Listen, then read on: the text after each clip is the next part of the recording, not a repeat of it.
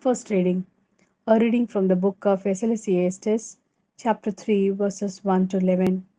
There is a season for everything, a time for every occupation under heaven, a time for giving birth, a time for dying, a time for planting, a time for uprooting what has been planted, a time for killing, a time for healing, a time for knocking down, a time for building, a time for tears, a time for laughter, a time for mourning, a time for dancing, a time for throwing stones away, a time for gathering them, a time for embracing, a time to refrain from embracing, a time for searching, a time for losing, a time for keeping, a time for discarding, a time for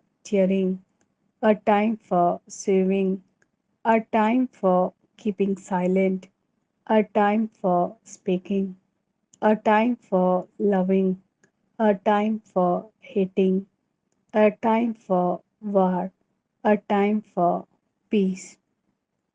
What do people gain from the efforts they make? I contemplate the task that God gives humanity to labor at. All that He does is apt for its time, but although He has given us an awareness of the passage of time, we can grasp neither the beginning nor the end of what God does. This is the word of Lord. Thanks be to God. A reading from the Gospel according to Luke, chapter 9, verses 18 to 22. Now it happened that he was praying alone, and his disciples came to him, and he put this question to them: Who do the crowds say I am? And they answered, Some say John the Baptist, others Elijah, others again one of the ancient prophets came back to life. But you, he said to them, who do you say I am? It was Peter who spoke up, the Christ of God, he said. But he gave them strict orders and charged them not to say this to anyone.